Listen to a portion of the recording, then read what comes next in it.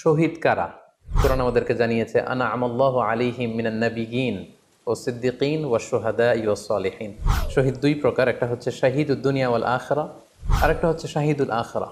তারা ছাড়া কি আর কেউ শহীদ হতে পারবে না? আসসালামু আলাইকুম ওয়া রাহমাতুল্লাহি ওয়া বারাকাতুহু। নাহমাদুহু ওয়া নুসাল্লি আলা রাসূলিহিল কারীম। আম্মা বা'দু ফাআউযু বিল্লাহি মিনাশ শাইতানির রাজীম। বিসমিল্লাহির রহমানির রহিম। রাসেল নামে এক ভাই প্রশ্ন করেছেন, শহীদ কারা? ইদানিং অনেকের মৃত্যুর পর তাদেরকে শহীদ বলে আখ্যা দেওয়া হয়। ব্যাপারটি কতটুকু সঠিক বলবেন কি? প্রিয় ভাই, রাসেলের উত্তরে আমরা বলতে চাই যে এ পৃথিবীতে আল্লাহর দ্বীনকে বাস্তবায়ন করতে যেয়ে অথবা বিজয়ী করতে যেয়ে কাফেরদের বিরুদ্ধে সশস্ত্র সংগ্রামে যে মুমিন ব্যক্তি নিহত হয় তাকে শহীদ বলে। আমি আবারও বলছি, আল্লাহর জমিনে আল্লাহর দ্বীনকে বিজয়ী করতে যেয়ে কাফেরদের বিরুদ্ধে সশস্ত্র সংগ্রামে যে মুমিন ব্যক্তি নিহত হয় তাকে শহীদ বলা হয়। সহিহ বুখারীর বর্ণনায় এসছে যে সাহাবারা আল্লাহ রাসূল সাল্লাল্লাহু আলাইহি সাল্লামকে জিজ্ঞেস করেছিলেন যে, হে আল্লাহ রাসূল, কারা আল্লাহ রাস্তায় জেহাদ করছে এটা আমরা কিভাবে বুঝবো? তার উত্তরে আল্লাহর হাবিব সাল্লাল্লাহু আলাইহি ওয়াসাল্লাম বলেছিলেন, মান কাতালা লিতাকুনা কালিমাতুল্লাহি হিয়াল উলিয়া ফাহুয়া ফি সাবিলিল্লাহ। যে ব্যক্তি আল্লাহর দ্বীনকে, আল্লাহর বিধানকে কিংবা আল্লাহর আইনকে বাস্তবায়নের জন্য, আল্লাহর দ্বীনকে বিজয়ের জন্য যে সংগ্রাম করে যাচ্ছে সেই আল্লাহর রাস্তায় আছে। আর সে আল্লাহর রাস্তায় থাকা অবস্থায় যদি কেউ মৃত্যুবরণ করে বা নিহত হয় তাকে ইসলাম শহীদ বলে ঘোষণা করেছে। তবে সেক্ষেত্রে একটি শর্ত রয়েছে, সেটি হচ্ছে দুন আগারাদিন মিন আগারাদিদ দুনিয়া। দুনিয়ার কোনো কারণে, দুনিয়ার কোনো লোভে পড়ে, দুনিয়ার কোনো স্বার্থের জন্য যদি কেউ আল্লাহ রাস্তায় জেহাদ করে মৃত্যুবরণও করে, সে শহীদের কোনো মর্যাদা বা দাম আল্লাহ তাআলার কাছে নেই। কেননা আমরা হাদিস থেকে জেনেছি অনেক শহীদ কিয়ামতের ময়দানে আল্লাহ তাআলা তাদেরকে জাহান্নামে ফেলে দিবেন। আল্লাহ বলবেন যে, তুমি তো দুনিয়াতে জেহাদ করেছিলে যে মানুষ তোমাকে বীর বলবে, মানুষ তোমাকে সাহসী বলে ঘোষণা দিবে, বাহাবা পাওয়ার জন্য তুমি জেহাদে অংশগ্রহণ করেছিলে এবং সেখানে নিহত হয়েছ। তো তুমি নিহত হওয়ার পরে মানুষ তো তোমাকে বীর বলেছে, বাহাবা দিয়েছে, সাবাস বলেছে, যে কারণে তুমি এই জিহাদে অংশগ্রহণ করেছো সেটা দুনিয়াতেই তুমি পেয়েছো। তো আমার কাছে তুমি কি চাও? আমার কাছে তোমার জন্য কিছু নেই। Go to the hell fire, জাহান্নামে যাও। তাকে আল্লাহ তাআলা উপর করে জাহান্নামে নিক্ষেপ করবেন। তো এজন্য শর্ত হচ্ছে যে দুনিয়ার কোনো স্বার্থে নয়, শুধুমাত্র কেবলমাত্র আল্লাহর দ্বীনকে আল্লাহর জমিনে বিজয়ী করার জন্য যদি কেউ সশস্ত্র সংগ্রামে নিহত হয় তাদেরকে শহীদ বলা হয়। এখন প্রশ্ন হচ্ছে, যারা কাফেরদের বিরুদ্ধে জেহাদ করতে যেয়ে যুদ্ধে নিহত হলো তারা শহীদ, তারা ছাড়া কি আর কেউ শহীদ হতে পারবে না? এ প্রসঙ্গে আমরা বলবো যে বেসিকলি ইসলামী শরিয়াতে শহীদ দুই ধরনের। ইবনু হাজার আল আসকালানি উনিও শাহাদাতের প্রকারভেদ করতে যেয়ে বলেছেন যে শহীদ দুই প্রকার, একটা হচ্ছে শাহিদুদ দুনিয়া ওয়াল আখিরা, যেটা আমরা বলেছি যারা আল্লাহ রাস্তায় নিহত হয়েছে তারা, আরেকটা হচ্ছে শাহিদুল আখিরা, যারা দুনিয়াতে আল্লাহ রাস্তায় নিহত হয়নি কিন্তু পরকালে তারা শাহাদাতের মর্যাদা লাভে ধন্য হবে। প্রথম প্রকার হচ্ছে শাহিদুদ দুনিয়া ওয়াল আখিরা, যেটাকে আমরা বলি শাহাদাতে হাকিকি, মানে প্রকৃত শহীদ। এরাই হচ্ছে মূলত শহীদ। এদেরকে আল্লাহ তাআলা মৃত বলতে নিষেধ করেছেন। আল্লাহ তাআলা বলেছেন, ওয়ালা তাকুলু লিমান ইউকতালু ফি সাবিলিল্লাহি আমওয়াত বাল আহইয়া ওয়ালাকিন লা তাশউরুন। যারা আল্লাহর রাস্তায় জীবন দিয়ে নিহত হয়েছে তাদেরকে তোমরা মৃত বলো না, বরং তারা জীবিত।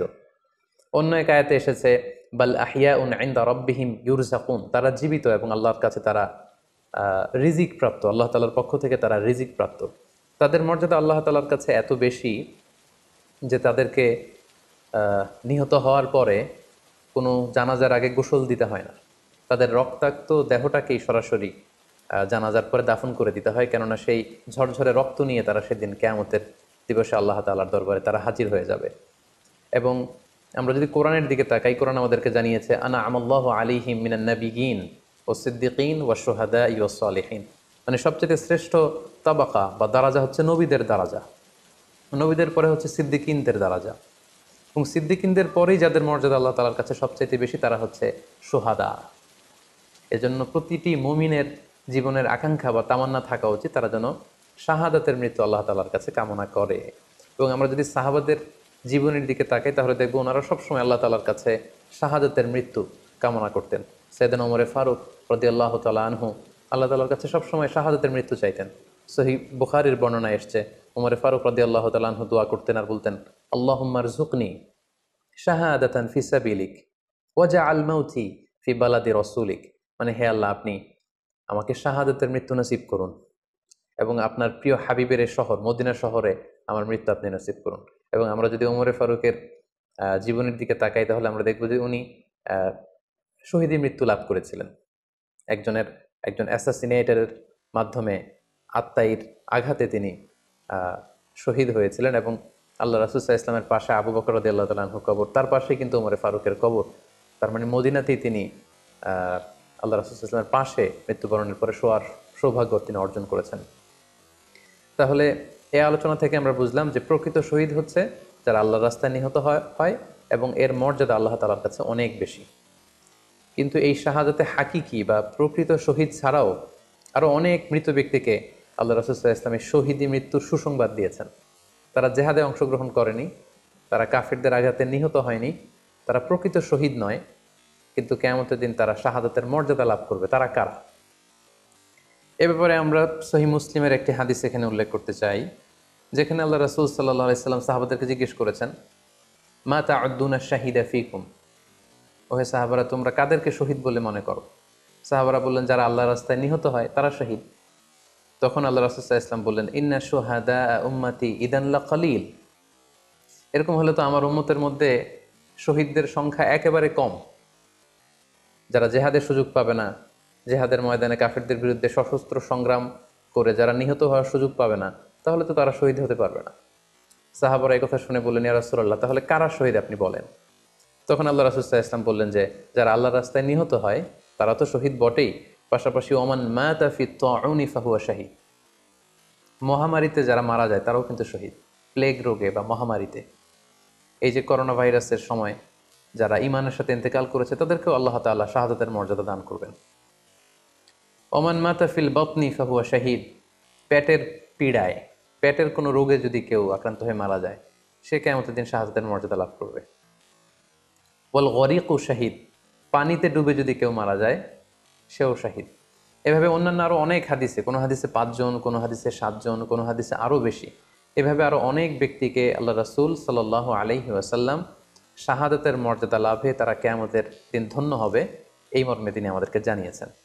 সুনানে নাসাইর একটি বর্ণনা থেকে আমরা জানতে পারি আল্লাহর হাবিব সাল্লাল্লাহু আলাইহি ওয়াসাল্লাম বলেছেন, মান কুতিলা দুনা মাজলামাতিহি ফাহুয়া শাহীদ, অন্যায়ভাবে যদি কাউকে হত্যা করা হয়, হি ইজ ডিফেন্ডিং ইনজাস্টিস, অন্যায় প্রতিরোধে সে মারা গিয়েছে, এরকম মৃত্যুকেও তিনি শাহাদাতের মৃত্যু বলে ঘোষণা করেছেন।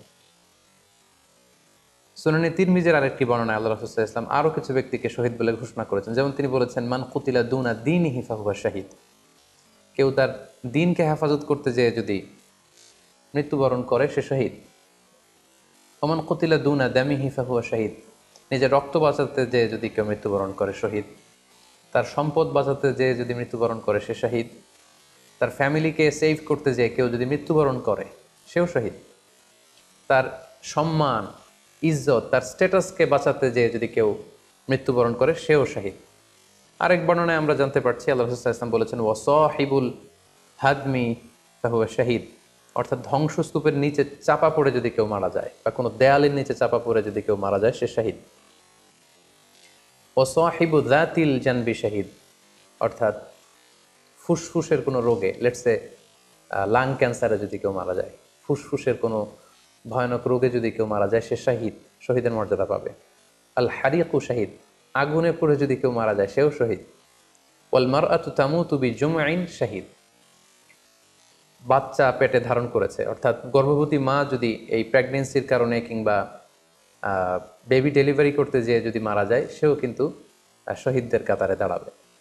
এভাবে আমরা বিভিন্ন হাদিসের আলোকে এবং আল্লাহ রাসূল সাল্লাল্লাহু আলাইহি ওয়াসাল্লামের সুসংবাদ বাণীর আলোকে আমরা বুঝতে পারি যে আল্লাহর রাস্তায় যারা জেহাদ করে আল্লাহর দিনকে বিজয়ী করতে যে মৃত্যুবরণ করেছে তারা হচ্ছে প্রকৃত শহীদ।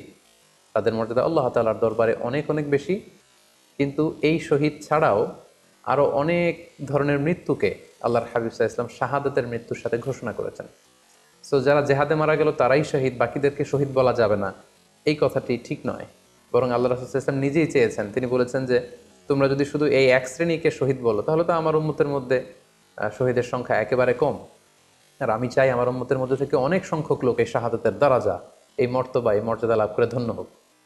তাই আমরা যে কেউ একটি বর্ণনার কথা বললাম, এছাড়াও আরও অনেকগুলো বর্ণনা আছে এই ধরনের মৃত্যু যারা বরণ করেছে।